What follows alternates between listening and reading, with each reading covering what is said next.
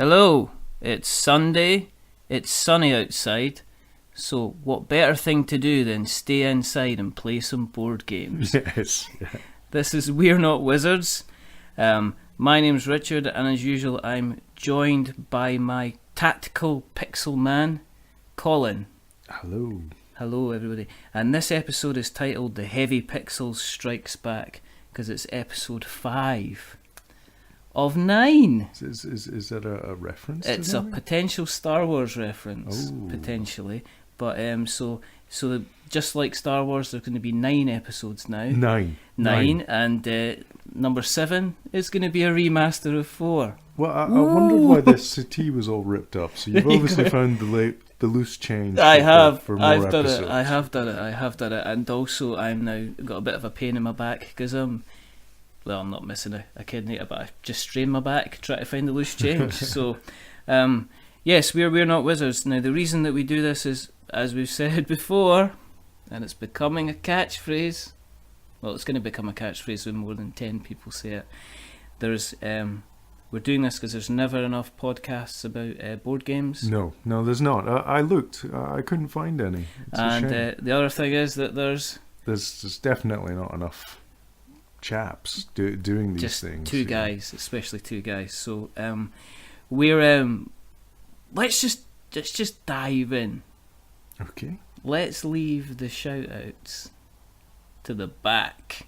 Oh, push them to the back. We're reformatting. Ooh. 5 episodes in, we're doing a Lucas. Except we're not going back and changing it. We'll try and edit it later on. Does that mean I get to shoot first now? You can if you want to, but do you want to? That sounds a bit Star Warsy. Playing, what we've been playing. What have you been playing? Let's start off with your good self. Or what have we been playing? We've been playing lots. We have, haven't we? We've got through a barrel of games. A barrel. Yes. I like that. Like a barrel of monkeys, except more mischievous. I've been playing Pokemon again because I brought my boy. Well, you have a child. So I have a it's child, explained. so Yeah. I have a child. So I brought him along to the club on Friday, not the dance disco club, but the board game club. Yep. And he played Pokemon, and we had a game, and he played Stew. Yes, yeah. And How did he get on? He beat Stew. Did he? Yes. Oh my god. Yes, all that Magic the Gathering has obviously taken its toll on him. And yeah, my son bested Stew, took all his 6 reward cards, and defeated his Pokemon. Oh. So that that was quite good. So that was good fun. Obviously, one of the things we mentioned last week, we've got our little get what we got to the table. Yes. So, yeah. I've been, and you and me have been getting a bit kind of 8-bitty and 16-bitty. Yep. And we've been playing a game called Pixel Tactics. Mm. Now, Pixel Tactics, level 99 games. You can, well, you can find them on Twitter at level 99 games. Yep. Do you want to tell the people about Pixel Tactics? Yeah, it's a card game where it's a 2-player card game, so it's you against your opponent, and you have your deck of cards. Both people have the exact same deck of cards, and you get at the very beginning you take 5 cards and you look at them and you go and you decide who you want to be your champion. Yes. And he is then like the leader of your team, and every single card has a different champion on it, and each deck of cards is I think it's 40 cards each. That's a decent size. Yeah. That is a decent deck. I could be utterly wrong there. You could be, but we'll correct it in the show notes, and we'll be asking for your apologies as well. Yeah. So the artwork. Yes, yeah.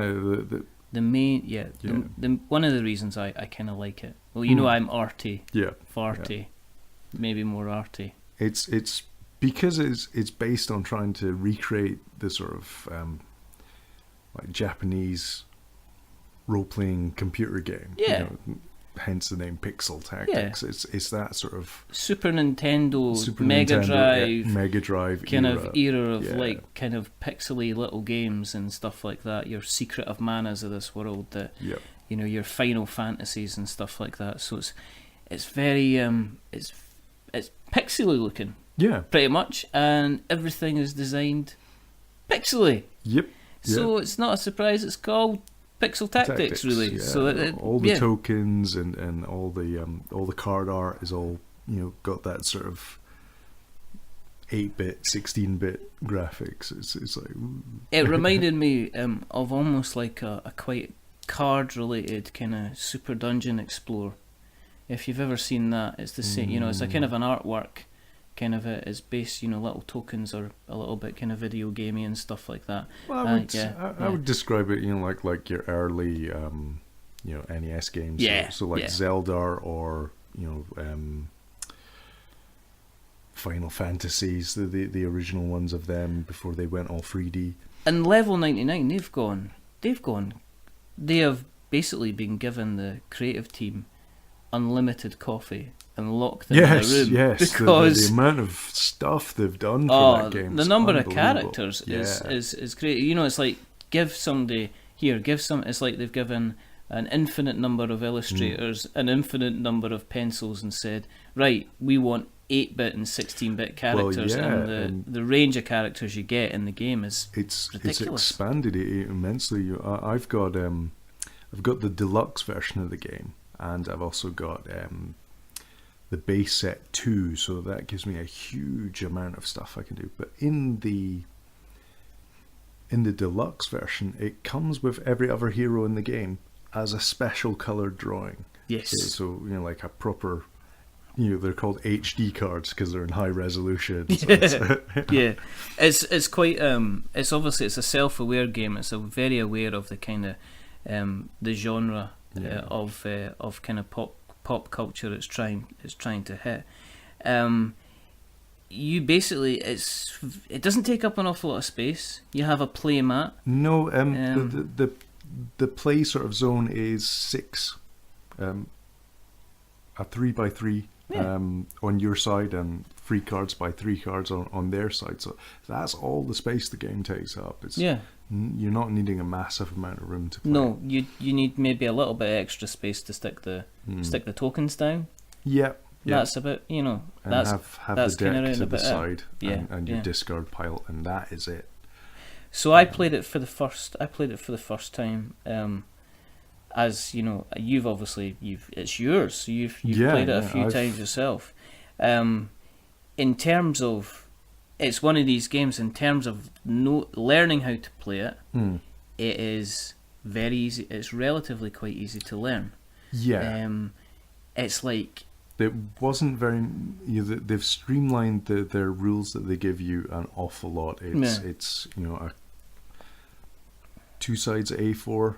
And you know, when you take off all the graphics, it would probably be less than that, and that teaches you how to play and shows you everything you need to know.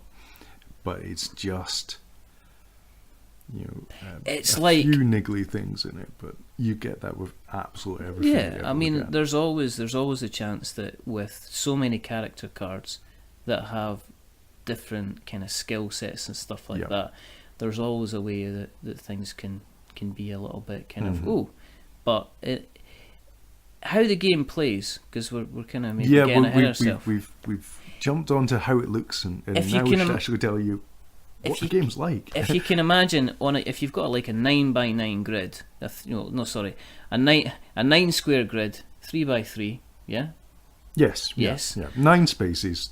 But you've got a top line, a middle line, and an end line. And the way the game works is that you take turns and you play cards from that particular line, and then you play the second line, and then you play the final line. But the interesting thing is each character card has got a line to say what you do if it's sitting in that particular row. So it's, talk about analysis paralysis. Yes, because you've got your hand of cards. Yes. You've only got 2 actions per turn. Yeah. So and one action is to draw cards. So if you want more cards in your hand, that's one of your actions. Yeah. If you want to attack with a chappie, that's an action. Yeah.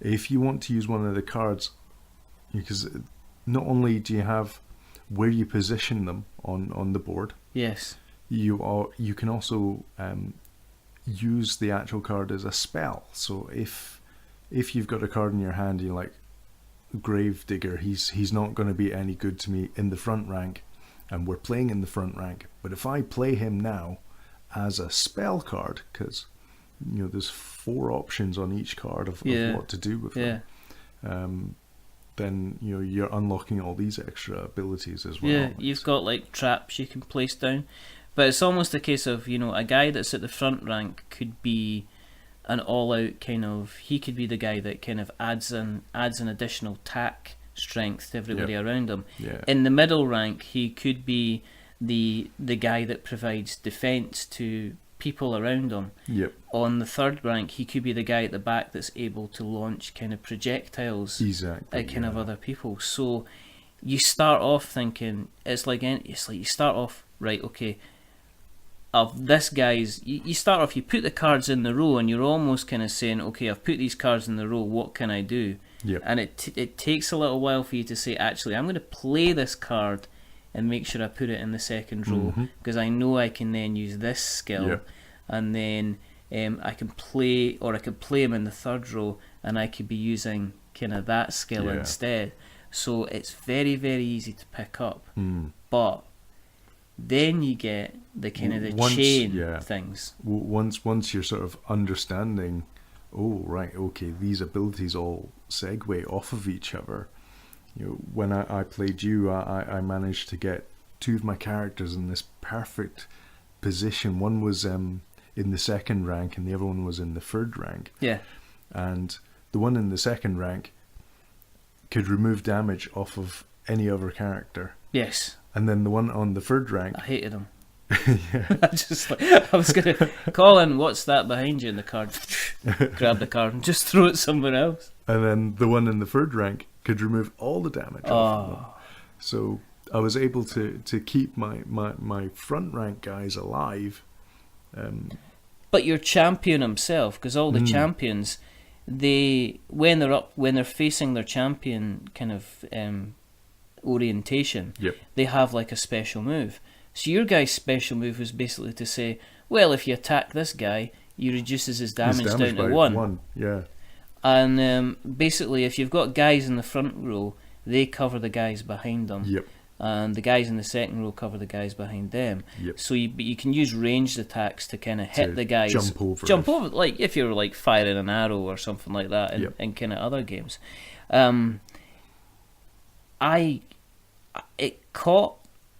I could see people looking at this and going, this is grossly complicated, because when you look at the cards have obviously, they're not huge size. No, they're they're a deck, normal card size. Yeah, they're normal card size, but they contain a hell of a lot of there's an awful lot of information on there. Yeah. And it's in text, and it's in picture format as well. Yeah, so it's pictorially, it's kind of represented, so you can kind of have a look. But like anything, obviously, when you first look at it, you're like, I have no idea what these pictures mean, and you have to rely on the text. It's only later on. What does a skull mean? I know. Does that mean?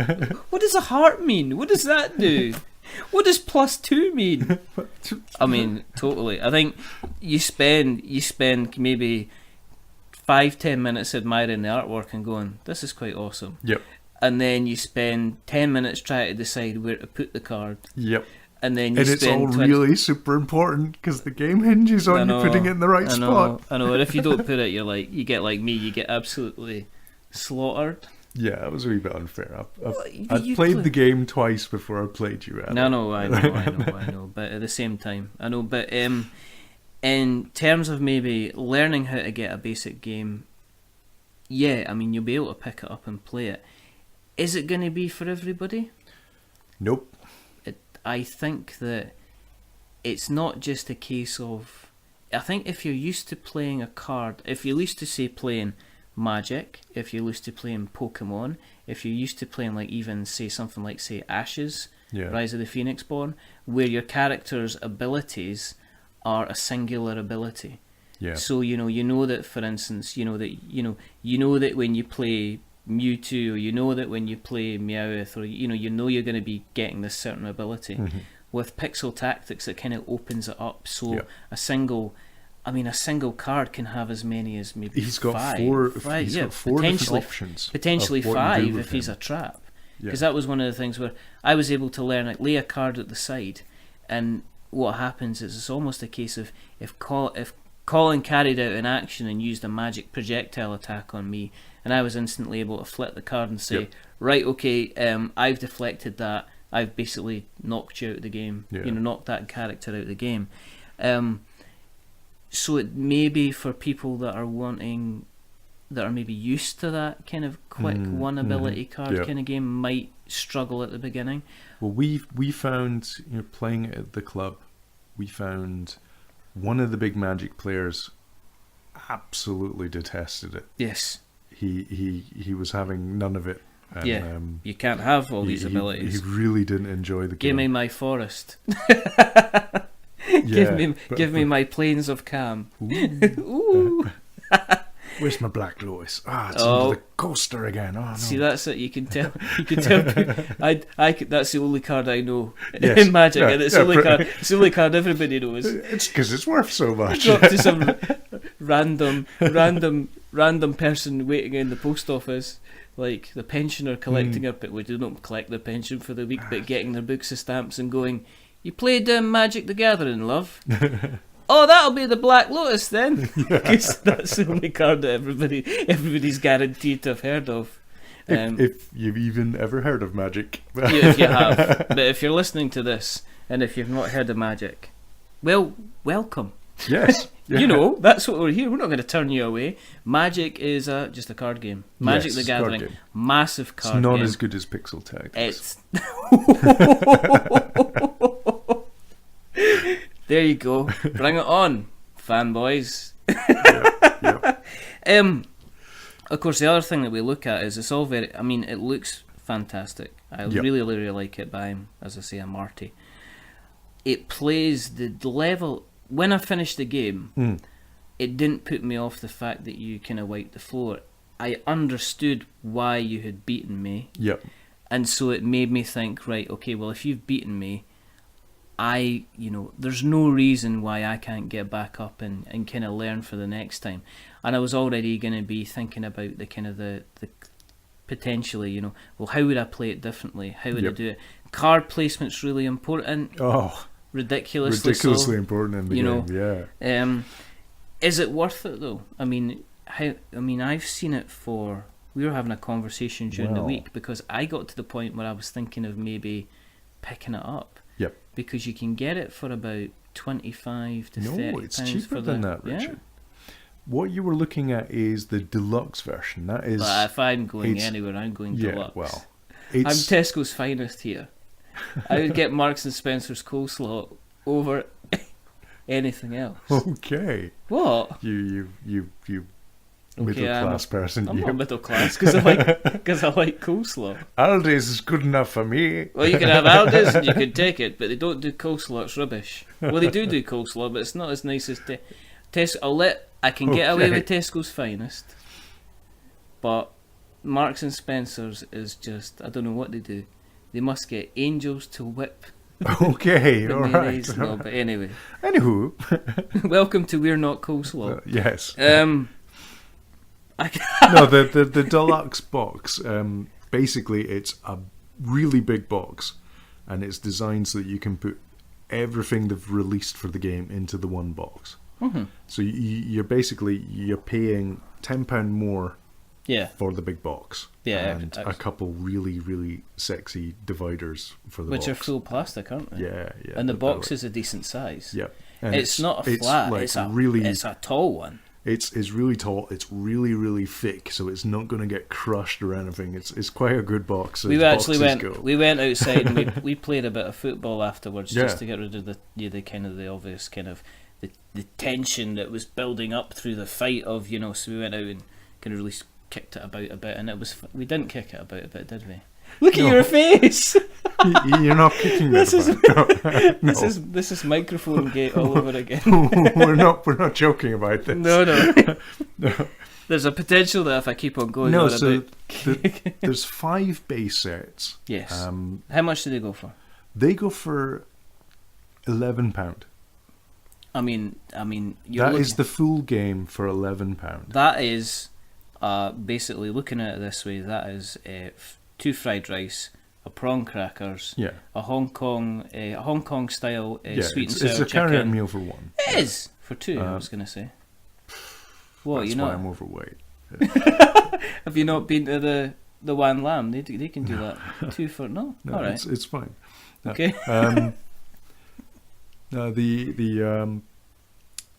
there's 5 base sets out, and they each have a slightly different theme of Yeah. how the heroes of that set work. So you do kind of want them all. You don't need to get them all though, and you can play quite happily. I've got hours of play waiting in just the deluxe box that I got. Just need to get more people playing.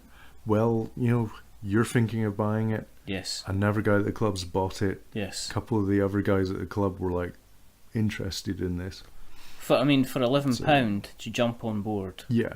That's and that's nothing. all that's you nothing. need to That's all you get need you to play. playing. And that'll get you playing 2 people. Yeah. It's not just like you'll get 1 deck and then you'll need to get another deck. No, it's enough for 2 people to play the game. So it's pretty good. glorious. So pretty good. So yeah, so what we say is give it a shot. I really liked it. heartily recommend it. But, The depth of play that you can get yeah. kind of maybe supersedes. No game's ever going to be the same either because Because there's you'll be just wanting that to. many options. Oh, I can only do 1 ability on everything else, but in Pixel Tactics, I can do 4. No, you can't. You can have. Well, you can. Yeah, you can have. Don't. Don't. Okay. So yeah, pick it up. It's certainly worthwhile. Certainly worthwhile. We think kind of getting from all good retailers.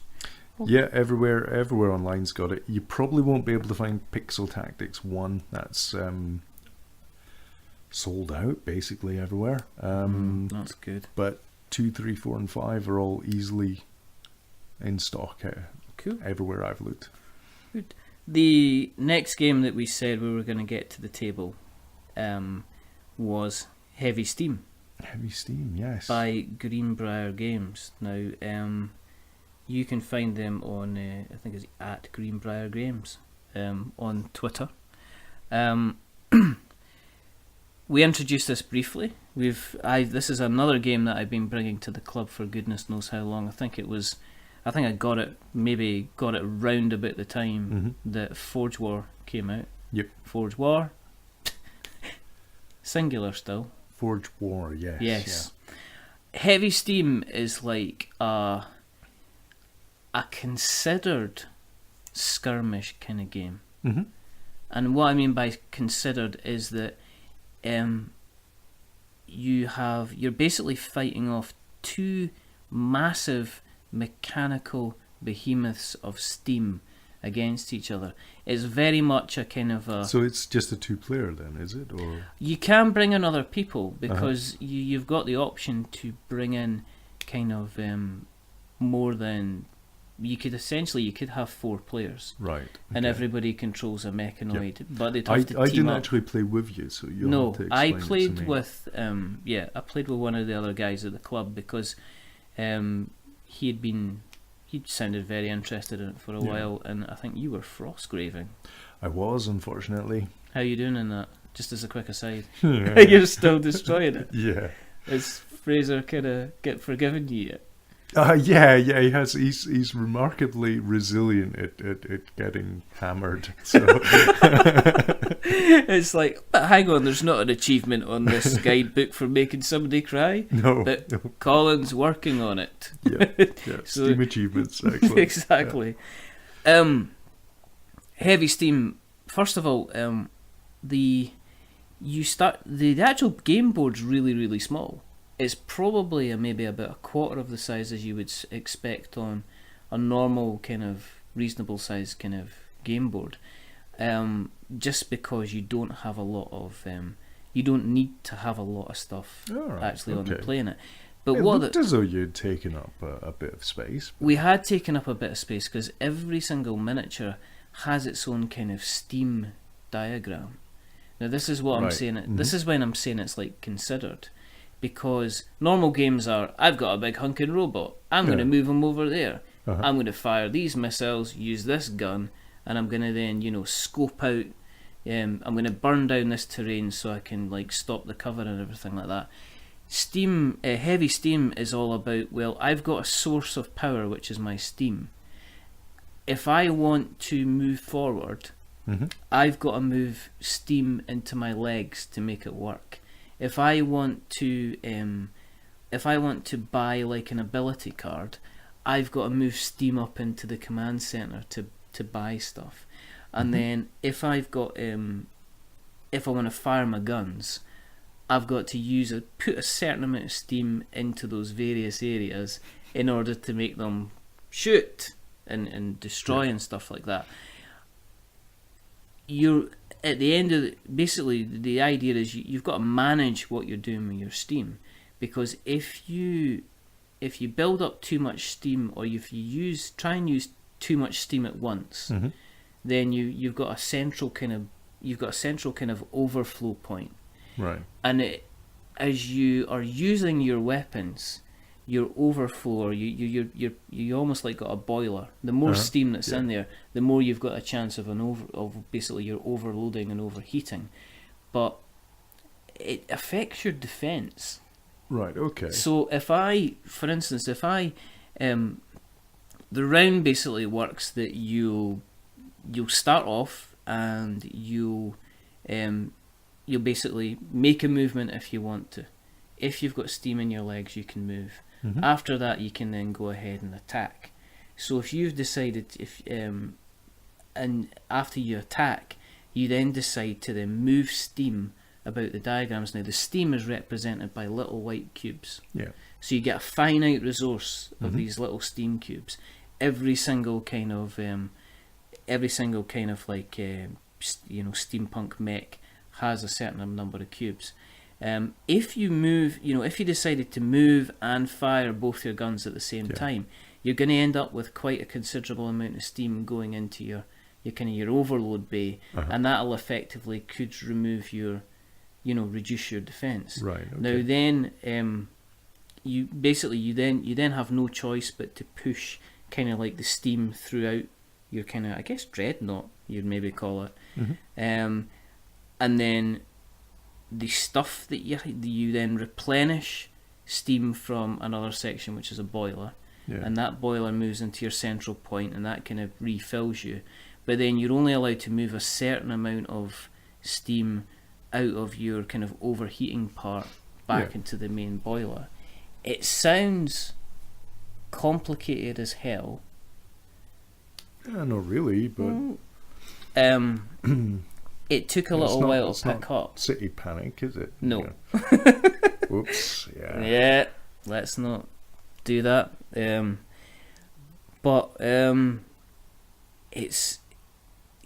think it's another one of these things that the rule book is a reasonable sized rule book. Yeah. But then obviously, playing it kind of practically is kind of interesting. You get yourself into a little bit of a rhythm. The interesting thing is, if you're getting attacked or if you take damage, then what happens is the white cubes in certain areas you get your shields. You got shields. You take off your shields, and then once your shields have gone, you start to take direct damage on your kind of your dreadnought, your mechanoid, basically. If you take enough damage, then you get to a point where if you take enough damage, you start to get kind of like red cubes. And red cubes are bad news because they replace the white cubes. They go into the boiler, but you've lost those white cubes forever. Right, you can't get those back, so you're essentially reducing the resource. If you essentially have enough damage in a certain point, it stops the steam from being able to travel about the Ooh. various parts of the Yeah. mechanoid. Okay. If you get enough damage when it reaches a point where it's, there isn't any more kind of damage you can take, you can essentially put an entire limb out of commission. Yeah. And you can also get to the point where you've got enough damage on it to basically Mm-hmm. kind of destroy it. Yeah. So you're saying it's so that's how the damage works, but are all the robots the same? Or No. This is the thing. This is not. It's asymmetrical then, is it? Yeah, sort it of, is. Greenbrier of they ran this on a Kickstarter, and part of what they did is they designed lots of weapons. Yeah. So you got lots of weapons that take different amounts of damage Yeah. and need different amounts of steam. You get different grades of mechanoids. So you get kind of almost like light infantry. You get the heavy ones. Now, as an example of one of the heavy ones, it's got like steam trains, Yeah. steam engines Mhm. for like its For- power. Oh, So the right. entire robot is set upon two Two steam steam trains. trains, So yeah. graphically it looks striking. The miniatures are interesting because they're not resin and they're not plastic. They're like almost a very, very semi-dense kind of rubber. Okay. Um, Mhm. So they've got a very unusual feel.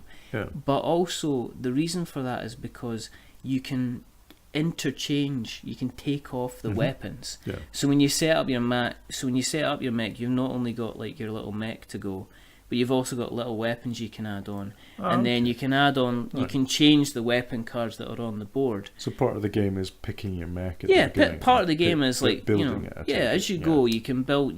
Part of the game is at the beginning. You decide, right, this is my mech. These are the weapons I'm going to use, and you also have a pilot.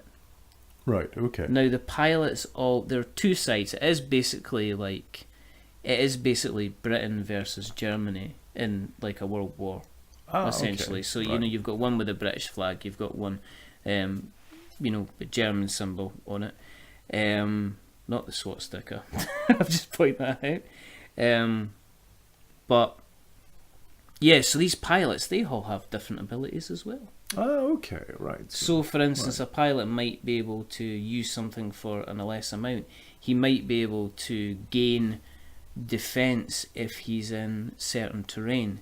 Because one of the other things you get to do is, and this is where you have to really decide what you're doing on a kind of a resource basis, is you can decide to move your steam into your command center. Yeah. If you do that, there's a part of the game, part of the turn is, you're able to buy kind of special ability cards. Yeah. Now these ability cards allow you to maybe have ground troops, or you Right, can have a okay. tiny little mechanoid, another Mhm, little mechanoid yeah. to bring on, like a gunnery time. You might be able to buy, say, like terrain.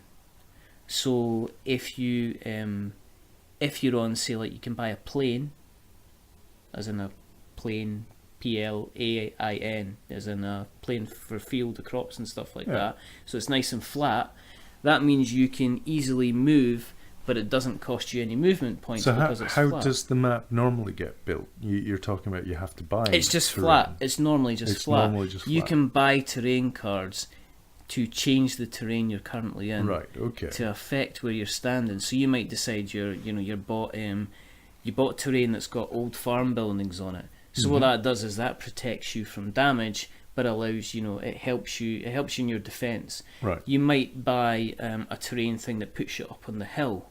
Mhm. Now what that does is that obviously can increase the range that you range can you've fire, got, yeah. but it obviously Everyone decreases can the see it, defense. yeah. It decreases the defense that you have. Also, the pilot cards, they also have like a special ability that they can use, as they always do, once per game. Special ability.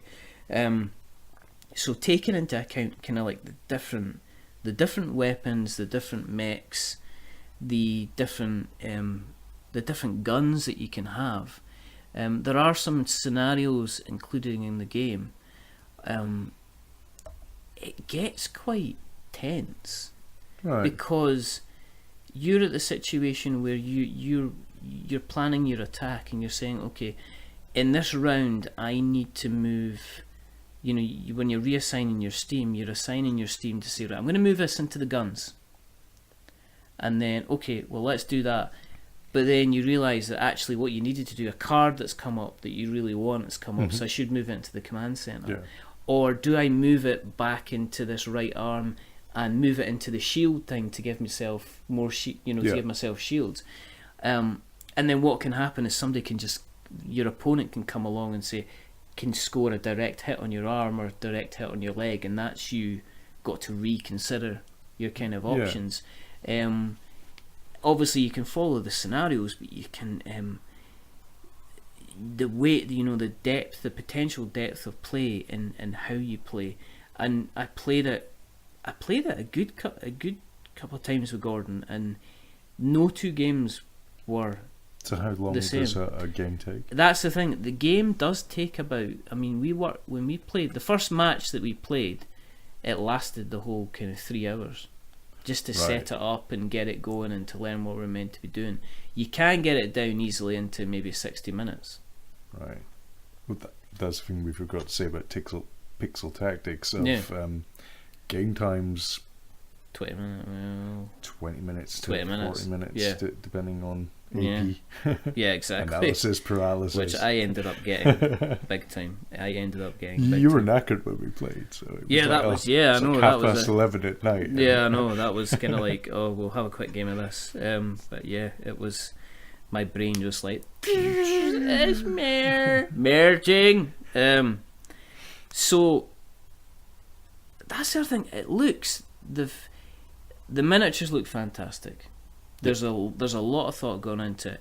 Greenbrier, hats off to them, because what they've done with their pilot cards is they've actually used it as a reward tier for the Kickstarter.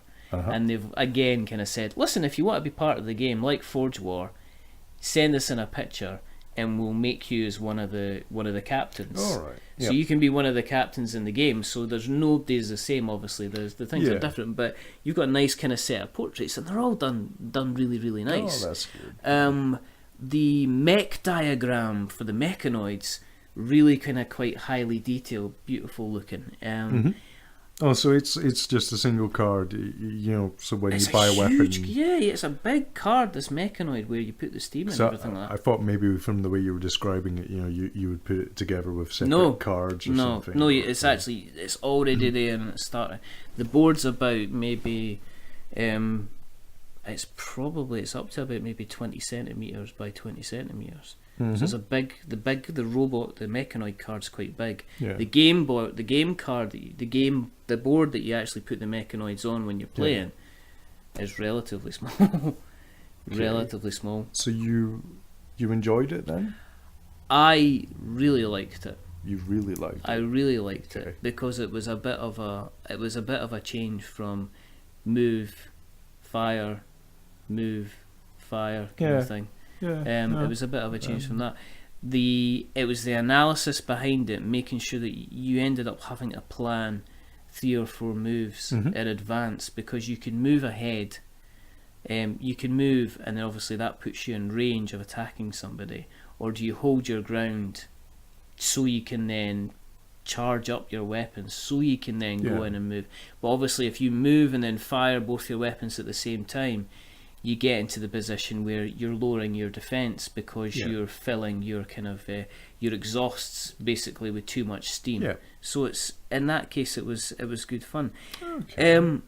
It goes for about £60. Ooh. Ouch. So it is on the way of being It's on the expensive side. That is on the expensive side. In terms of kind of maybe, as I say, replayability,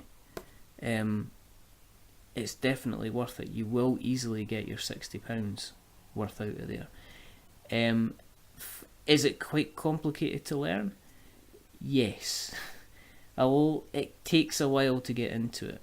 There's a lot of kind of stopping and referring to the rules for the first couple of games, just in relation to how damage works maybe, and how you're moving the steam about. But once you get going, as I say, you turn a 3-hour kind of first game, as you were expected, into maybe 60 minutes. Right. So it's worth it. Would I play it again? Gordon really liked it. I mean, there wasn't a question when I just, when I rocked up at the club a couple of times to say, "Okay, Gordon, do you want a game of Heavy Steam?" He's like, "Yep." There was no kind of, he was straight in there, but he likes that kind of thing. So it's You not Pax Porphyria, which I just cannot get other people to play. Man. We will play that again. I absolutely promise. I really liked it, as I said when we talked about it. We were going to review it like weeks and podcast, like the second podcast we were going to review it, and it's like can't get anybody to play it at all. It's all, we've played these, but what are we going to play next time? Ooh, what are we going to get off the shelf? What are you going to get off the shelf? What are we going to get off the shelf? We don't need jingles yet. No. We're fine as we are. No. Stop asking us for jingles. Yes. We're not the jingles you're looking. We're not the jingles you're looking for. There's a mystery out there on the streets of London, especially around the areas of Whitechapel. Yes. So one of the games that we're going to get off the shelf is Letters from Whitechapel. Mm-hmm. Because yes, it's definitely. It's a game we've seen advertised everywhere. It is everywhere. But never picked up a copy of it. No. And then one of the wonderful, delightful Mr. Leo. Yes. Has it. He does have it. He does have it. So we are going to be talking about Letters from Whitechapel. A game we don't own. So we're not actually getting it off our own shelf. We're getting it off of Leo's shelf. Yes, yeah. Yes. And just a quick thing. Thanks for the eggs, Leo. They were lovely. I had them with some bacon and a nice Chianti. Anyway, the other thing we're going to play, it doesn't matter, it's not like he's bacon from a person. Where'd you get bacon from a person? Yes, yeah. Well, long pig, so yeah. I suppose. Yeah. Shall we move on from don't look me up and down like, I'm some kind of thing for a sandwich. It's many days since I've last eaten. What? Well, it was about half an hour ago, but next thing we're going to do, the industry darling. Now, industry darling. It is the industry darling. It's the expensive industry darling. Oh yes. This is a person that they are the Marks and Spencer's coleslaw of the board game of the collections of board games out there. It's by Elsra Games. Yep. What is it, Colin? Oh, it's Catacombs. Oh, Catacombs. Oh, Catacombs. Oh, Catacombs. I just go home and hug the box. It's going for 250 quid on it. Well, it's not. It's 500 quid on Amazon. Of course you're gonna it's gone up. Of course you're gonna hug the box. Hug the box. You'd be taking it about the town, showing it the sights and stuff like that. I have to take it out the vacuum seal and we'll actually play it again. Yeah, we've got to play it kind of all dressed up and kind of wearing kind of anti-static clothing and stuff like that to make sure that we don't charge anything or wreck the paper. But yes, we're gonna play. We've not talked about it, but we have had a shufty of Catacombs a long time ago. So we're going to bring it out again and we're going to play. I think our last game got cut off a little bit. I think we played something and then we played Catacombs and then I think somebody had to go. Yeah, Stu I think had to go home. Yeah. Stu has to go. No, well, working. He's got to go. Yeah, exactly. Because sometimes we play board games on a school night. Call us crazy. What did he do? I played board games until 11 o'clock. Woo! Whoa, okay, you get to sit at the cool table at lunch. Would you like some coleslaw? Is it Marks and Spencer's? No, it isn't. No thanks. So we're going to be touching on Catacombs. Anyone that doesn't know it, it's a dexterity game. Yep. It's a dungeon crawler. Yep. It's about flicking discs. Yep. It's fantastic. It's glorious. It is, and we're going to talk about it in better detail. This is the next part because we're kind of... Are we rushing through? We're not. No, really. No, we're taking our time. We're fine. Giving it a kick. Mm-hmm. Now, this is the part of the show Where you've been spending money. I've not been spending any money at all. When I have a look around, the amazing thing that is called Kickstarter, and we talk about a couple of games. And we don't look at Indiegogo. Never Indiegogo. I've no, actually, I've got a confession. I haven't looked at Indiegogo. No, neither have I ever. I don't know. That's not a slight on Indiegogo. No. Obviously, other crowdfunding Is available. Yes. is available. As you know. So the first thing we're going to talk about. I have been burnt by Kickstarter. Have you? Yeah, I'm still. I think. Yeah, Mantic's still. You're still on the naughty step. Don't think we haven't forgotten about you. No, you know, I was. it's 3 episodes that, and it still hurts. It was 3D printer. Oh no, the one that's $99. Yeah, the one where they went out and bought a house with the money. Yeah. Did they? Yeah. Oh, what? Right. So he's got a really nice house. So, oh yeah, good for you. You actual. I'm going to blank that out because we don't swear. Right, okay, I've got 3 to go through very, very quickly because we said we would, because there's a couple that have picked my attention. The first one is called PWNS. It's Pwns. Pwns, which Pwns is a game of strategic mayhem. Ooh. Now it's by a company called Arrai Games, and it's essentially it's a card game. Mm-hmm. And the idea is to knock out your opponents using the cards, using strategies, using terrain, and basically battle your way to kind of victory. Right. So you don't physically pick up the cards and try and so take your out team your use opponents. you like shuriken. Is it shuriken or shuriken? Well, I was going to say gambit, but old gambit, new gambit. Yeah, telekinesis. Is it telekinesis? no, I just thought it. Is it? Yeah, it is. I don't know. I don't know either. It doesn't matter. X-Men. So basically, the object is to knock out just one team from the game. So then the team that has the most remaining players with the most health, wins. Oh, right. Okay. So it is. You get things like you get your little pwn. They call them pwns. You get your cards. You get character cards. You get little stands. You also get like a little kind of terrain kind of tile as well. So okay. it looks kind of quite interesting. The artwork kind of reminds me of a mixture of Worms and kind of South Park. I was going to say the Beano, but the Beano. yeah. I don't think are American. Or the Dandy. I don't think they won't know what either of these things are. No, I don't think the people in America. What's an American comic? Batman. No. Let's see. Jughead. It's like I mean, if you look. Oh no, that's British as well. It is kind of like quite cartoony, but you get things like dirt. You get things like dry grass, which is very flammable. You get fire, you get ice, or you just get a hole. Yeah, they made a song about that, didn't they? They did. I am a mole and I live in a hole. I was meaning more the fire and the ice, but right, okay. Is that not a book as well? No. I just don't want to. I'm on episode 2.5 of Game of Thrones. That's why I'm on episode 2.5 of Game of Thrones. Yeah. I was like, yeah, I've not watched it anymore. I don't like it. That's alright.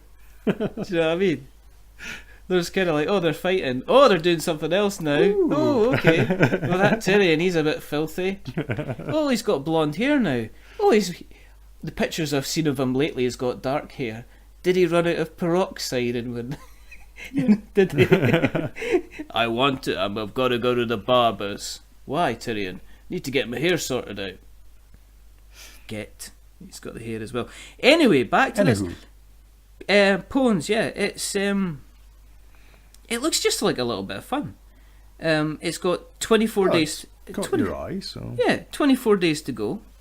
It's got a total of it needs target of $6,000, which isn't high. Yeah, it's not Dark Souls high. No. And it's decent. Almost over 3 weeks to go. It's about a a fifth of the way, almost a fifth of the way through. So and it's by a guy called Ryan Boyle. Okay. You can find them. We'll put this in the show notes, but you can find them on Twitter under Awry Games, I believe. But we'll put it in the show notes as well. Secondly, we have got Lucky Duck Games have released a game called Vikings Gone Wild. Ooh. Now, does that mean that like they lift up their chainmail and then they do that? They go about going, "Oh look, I am drunk in street. What do you want to do?" No, that's wrong. Well, they're not Russian Vikings. It's all good. You get Russian Vikings. I don't know how to do a Viking on voice. Miami Beach. Do a Viking voice then. Yeah, sure. I will not betray my cultural heritage. Cultural heritage, my left butt cheek. Vikings Gone Wild is essentially it's like a card. It's a card game. It's you basically take the role of heads of clans fighting each other to prove to the gods who's the best. Oh right, it's religion. It's one-upmanship. It's so everything you want. You basically gain victory points by attacking other players, defending, upgrading your town hall, or even complete missions. So the game ends once a player reaches 40 or 30 victory points, depending on the number of players. But you get 24 bonus points added on at the end, so that decides the final winner. Oh, okay. So you play your cards in your hand to buy units or defence towers, erect buildings, cells, and you attack other players. So you got to find the right between. Obviously, it's a case of do I invest in resources or do I go out and grow my army? So you get mats, you get deck cards, there's unit cards, defence cards, building cards, path cards, town hall cards, bonus cards, birthday cards. Yeah. There's no birthday cards. There's no birthday cards. But it's doing quite well. Ah, jolly good. It's doing quite well. It's got about 11 days to go. Is it serious or is it? It looks pretty comical? Serious. It's a kind of a jokey kind of. Okay. It's not a kind of a serious kind of miniature. It's not Blood Rage or anything like that. Right. So it's not we're going to come to your village, burn it to the ground, kill all the menfolk. Pillage. Yeah. Yes. Okay. Yes. Right. It has done very well. 11 days to go. It had a target of $7,000, and it has done 10 times no. that. So it's done $75,000. So the people running that Kickstarter are like, yay, oh, yay, yeah, oh. I know. Oh no, we've got to. Oh, they're kind of just invented stretch goals now. We'll give everybody a Viking helmet. Do you know what I mean? We're going to give everybody beer. So yeah, and it's it's only I think it's like $50 a shot. Right. So that's not. So that's 45-ish here. Less than that, 36. 36 actually. Yeah, so that is Lucky Duck Games Vikings Gone Wild. So it's worthwhile kind of taking a look. The last one, which I only shouted this in because this is I kind of respect these two guys that are producing this next game because I've got already one of their games already. It's a game called Heroes and Tricks. It's by a man called Eduardo Baraf. Now, okay. I've already backed a project that he did called Lift Off, Get Me Off This Planet, which we've not played. But I've played it with my boy, and it's really, really good fun. Okay. So, basically, Heroes and Tricks it's pretty much like winning tricks in a game. It's basically so it's a card game, is it? Yeah, it's basically a card game. Okay. Yeah. So it's the blurb behind is no matter race, creed, gender or empire, each child of Game Door is born with an affinity to one of the 4 suits: card, meeple, dice or token. In Love and War, these suits are absolutely meaningless, but in the game, well, they mean everything. So essentially, the idea is you build up, you play cards from your hand, you build up tricks, you win, and you do it to become like the best hero. As it says, to be the player to win the most tricks, therefore having the most heroes in the game. Each trick is led by a hero card that defines the target's suit and colour, dramatically changing the playing dynamic of the typical trick-taking games. It's unusual. They say they've developed kind of like a unique they say it's a magnetic box, so you can play it anytime. Now I like that because we played Vault Wars recently, and that was sealed magnetic box at the top. I wonder what they mean.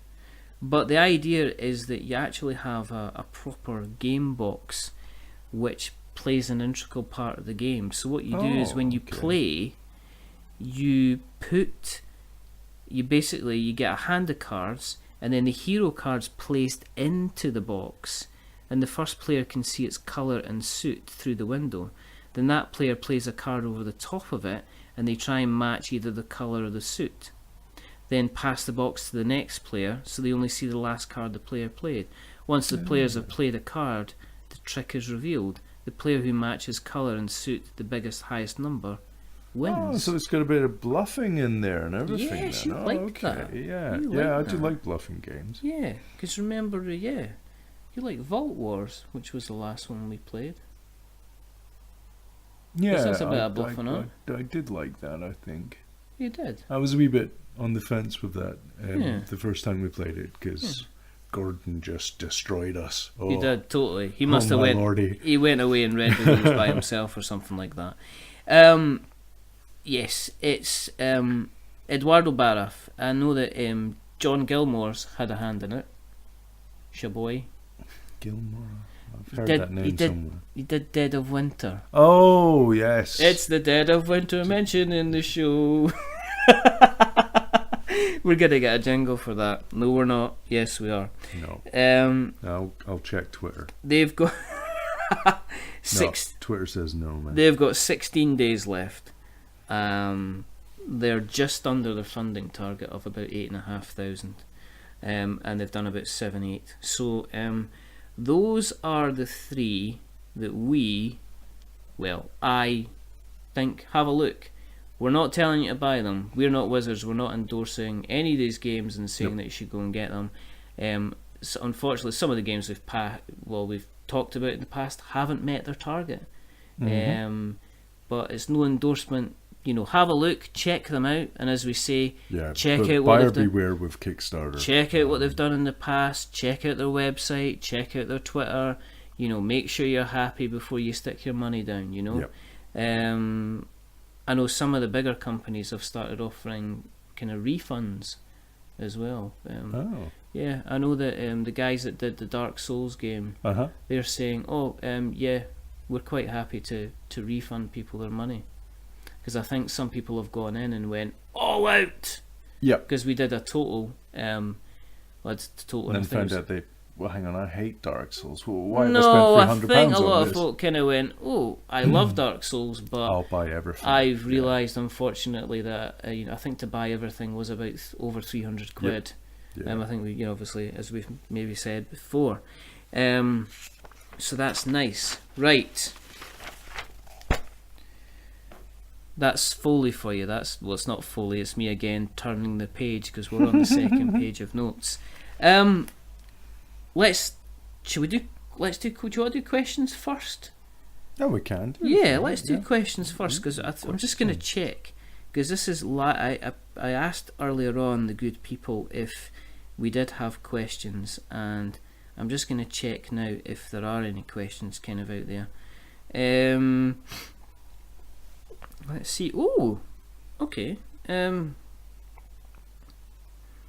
We've had wavy gravy.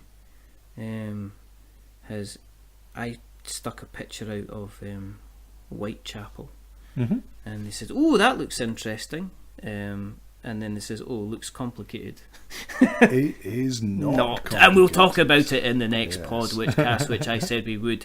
So they're going to take a look. Stuart Cullen, friend of the show, Fury AC3. He's a big Halo boy. He loves his Halo. In fact, in my other thing, I drew him as Master Chief from Halo. So hi Stu, hope you're doing well. Good to hear you. He's saying Halo Fleet Battles and the new Ground Assaults game, or I think it's called Ground Command. Mm-hmm. How easy is it going to be for first timers, and where would you start? I think I have to admit, I don't know anything about Ground Wars. I have seen a review. I don't have Halo Fleet Battles, but I know the company that's made the game, and I've played some of their other games, Uncharted Seas and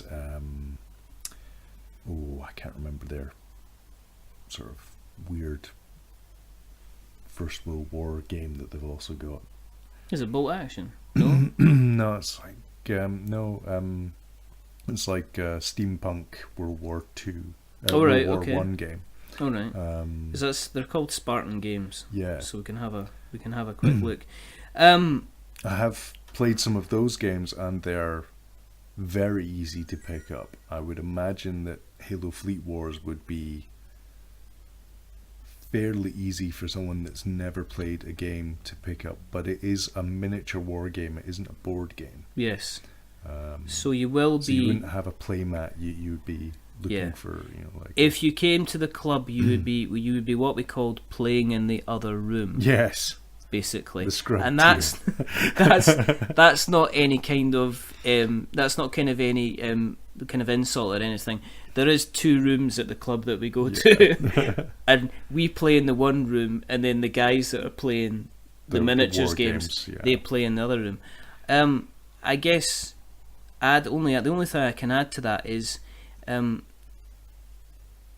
read some reviews. These games are good, but I guess it depends on the amount of money that you're willing to spend on them as well. Yeah, no. From what I've heard of Fleet Wars, when you buy it, it comes with the 2 fleets that you would need to play the game. Yes. The UN fleet for the humans, and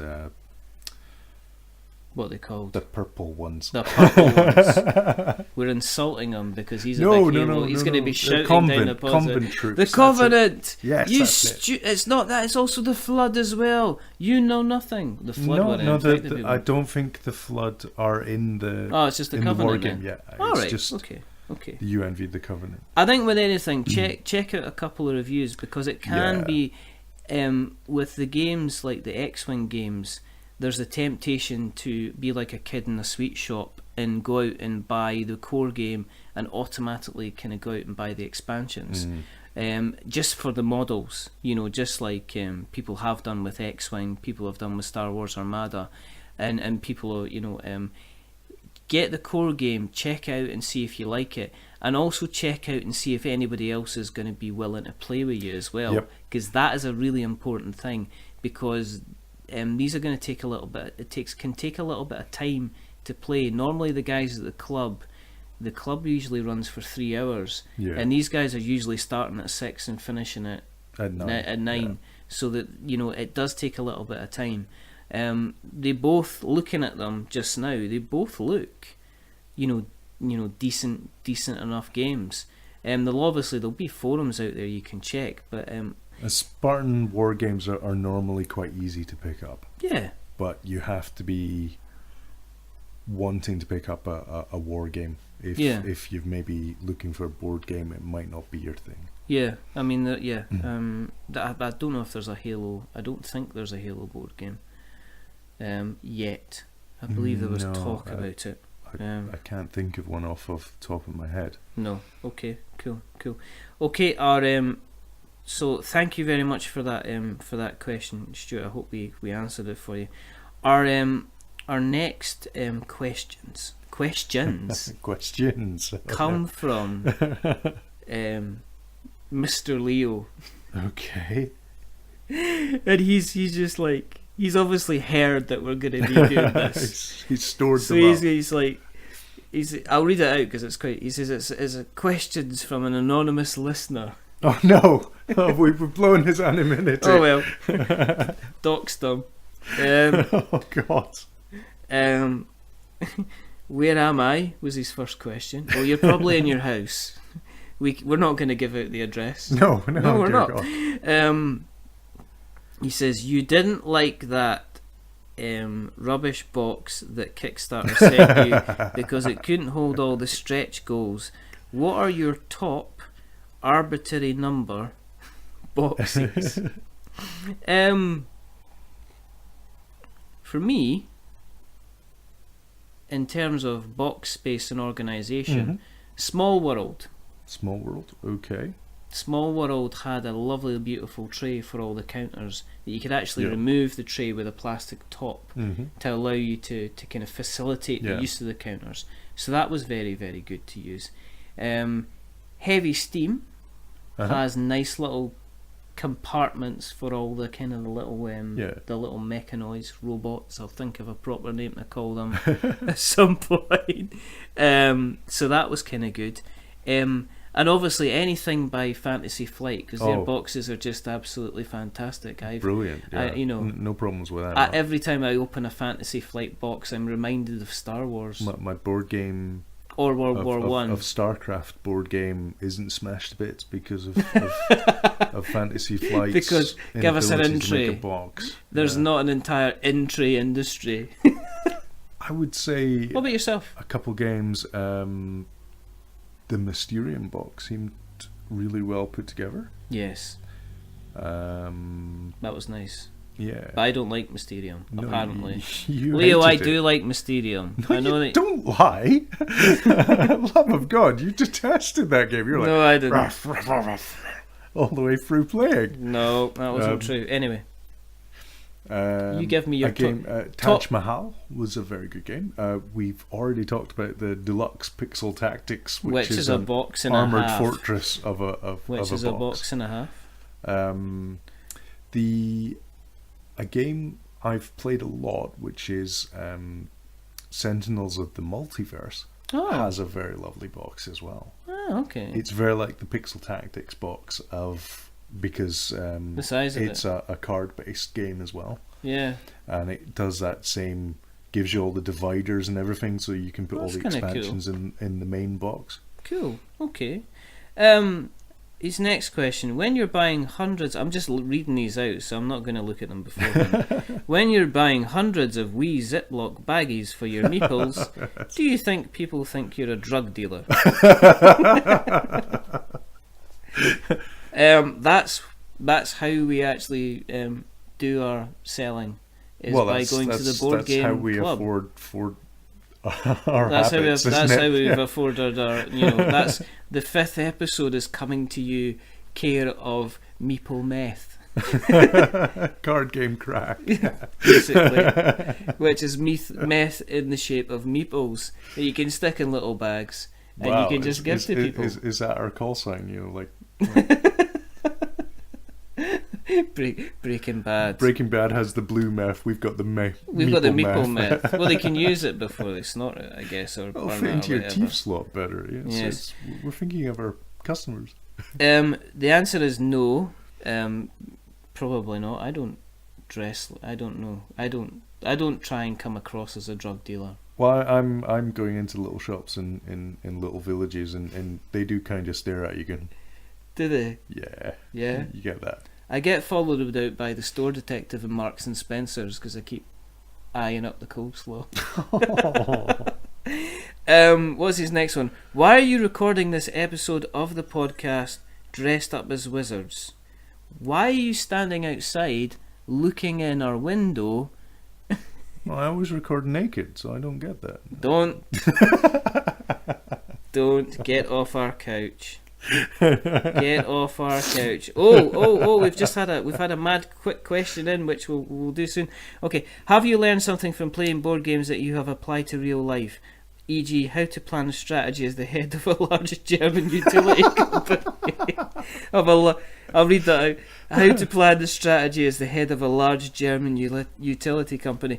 Well, I am pleased to announce that my vice presidency has just been offered through the point for Scottish Gas. Well, I tried it at work, but I found people got annoyed standing in numbered squares. Who'd have think it, but I don't know.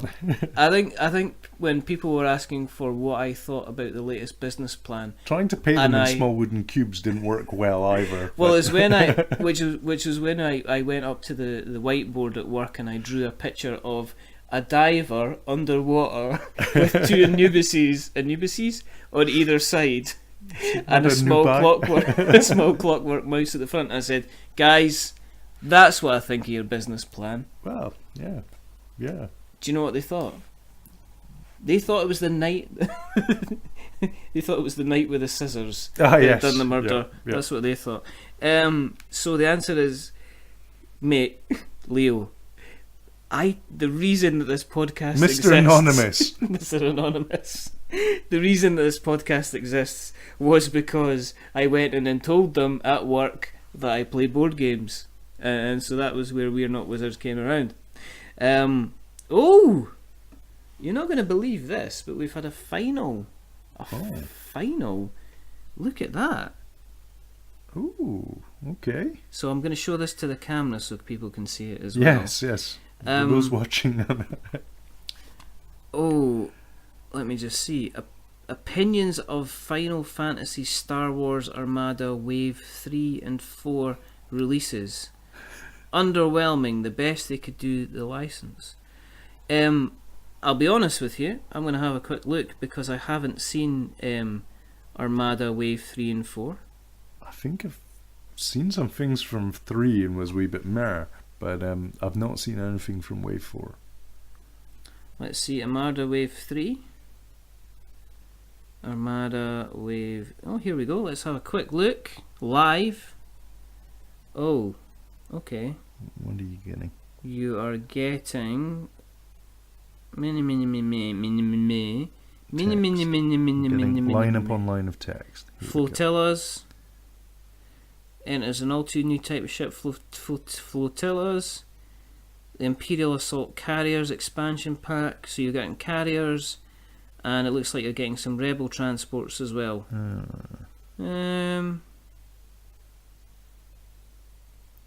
Oh, look. He's liked it. Oh well. Yeah. I'd have to go underwhelming, really. Yeah, I'm just going to see if they have actually released anything about Wave 4 as well. It's from, actually, incredibly I was thinking of a completely ignorant different from game. me. Is that I didn't mention who the tweet is from. It's from Dwarf. Yes, our glorious who club. are the Dunfermline Warhammer and Role-Playing Fellowship. Did I get that right? Yes, yeah. Brilliant, fantastic. The fourth wave looks like, let's just scroll down, the Interdictor. Okay. Looks actually. That looks good. So I like Wave that, 4 yeah. looks good. I've no idea how it plays. The Liberty expansion pack is one of the capital ships that was in Jedi. So that looks okay. It's just like Home 1 apparently. It's a large base ship with 8 hull. It's almost like you're reading that out. It's almost like I am reading it out from the Final Fantasy It's a Trap thing. Ooh, he's liked it again. So I would have to look it up. I haven't played Armada myself. We can put that on the list at some point. It will be Richard's opinions. It will be. I would say I really, really like Armada. Wave 3 does look kind of disappointing. Wave 4, however, that could be quite interesting. Could they do more things with the intellectual property? I'm going to be controversial and say I think they should slow down on releasing waves, because you get to the point where you're entering X-Wing territory where you just release anything in order to put a price on it. And an X-Wing, in my opinion, has got to the point where there's a lot of just random stuff kind of coming out. So I just want a game of Wings of War, which is what X-Wing's based on. Oh, here we go. And we've got another one that's all... Board Graham's. Long-time listener, first-time caller. Hello, Graham. What about games do you find that piques your interests? Do you know what? I like the social aspect of it. I like the fact that you get to play different games with different people. and I find that as video games kind of go, they seem to be removing the kind of, there's very few kind of sit on the couch together type games and be able to play. There's very few couch co-op games you can do, and it seems to be pushing towards kind of like the online side of it. I would have to say, theme plays a big part of what I pick up and buy. That's why I got Commanding Colours, because I love Napoleonics. You're crazy daft for, you play it all the time. Yeah. I mean, when I was playing, when we've been playing, like, got involved in a bigger game, then you've often been playing Napoleonics. Yep. Which is kind of cool. So I would say theme. I'm quite a Eurogamer, so the actual game doesn't have to be too beautiful for me to want to pick it up and play it. For me, it's You do like pretty games. I do like pretty games. Do you know what I like? I like a game where somebody's taking the care and attention. I also, but I am kind of getting to the thing where I'm interested in kind of trying slightly different games, and I think the best surprises come in a game that you have to. It kind of challenges you giving your preconceptions about a game, because board games can be so different and be so vast. Whereas, and what this is why I'm becoming more of a board game player than a video game player, because I feel we're almost at the point where it's not a case there's not lots of ideas with video games. It's just that a lot of the big AAA stuff, they aren't really wanting to basically take a risk on new ideas and stuff like that. You get kind of things kind of rolled out. If you heard that was my littlest boy has got one of these crazy bouncy balls, and Colin thought it'd be a good idea to see how close to the mic he could get it or drop it without playing it. So thank you, Board Grahams, for that. Board Grahams, he's got his own little YouTube channel, so check it out. I've mentioned it before. Where are we? Right. Couple of things, just one. And that's our questions. Thank you, people. That's not Nick. Where's Nick? Nick, where's your questions, mate? I usually ask. And Nick, I'll put in. Nick says yes, because he always says that. Couple of shout outs. Because we like, if you like us, you might like these other people as well. Mass Movie Side UK, Trevor and Barry. It's not, because they keep forgetting to put Colin's name in. Yeah. Oh. They say it's Richard and we can't remember, so you kind of... Oh. I know. I've told them. I text Trevor all the time and tell him what it is. So, Mass Movie Side UK. They have a don't listen to them. About TV programs, obviously. Yeah, there you go. Yeah. So that's Trevor and Sandra and Barry from Mass Movie Side UK. If you like your films but you like them a bit sweary, well, if you don't mind the commentary being sweary about them, go and check out Films and Swearing with Stu and Andy, who's always good fun. So is that about films and swearing? So they talk about films, but they swear. Right. Personal favourite of mine, Staying In podcast. They're very, very good at what they do. They talk a little bit geeky. I'm not going to plug them too much because they're very good. General banter is top. Lapsed Gamer Radio, Mark, Sev and Lee, helping gamers to get back into the habit, which is good. Behind the Barricade, it's the New Jersey boys, Oh, it's those chaps. It's those chaps. I'm podding here. I'm walking here, I'm rocking here, I'm potting here, I'm Johnin here, I'm Denning here, I'm interview. Run out of steam with my New Jersey stuff. Anyway, when you eat a pizza, you eat pizza. You don't eat pie. Pie's a completely different thing. No, stop it. You're setting them off. Anyway, John and Dan, how you doing? Just a quick sign. And obviously our twin Humanities boys, Paddy and CJ, who are fantastic and are wonderful, and we like a lot of what they do. Are they two chaps doing a podcast as well? Yes, they are, but they don't do it about board games. Ah, good. They do it about humanities.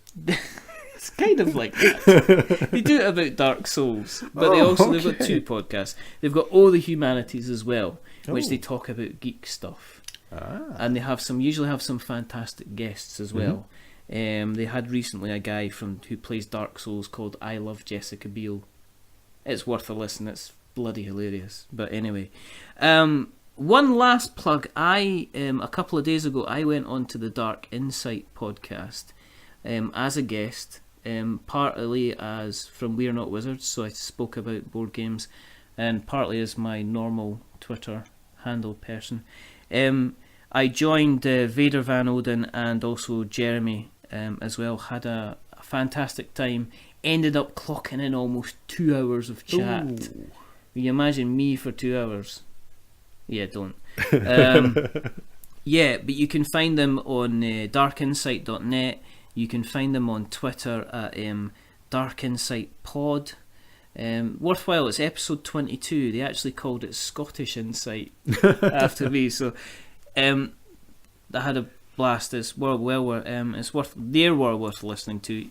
Listen to 21 and the numbers below. Don't listen to me. You probably had enough of me.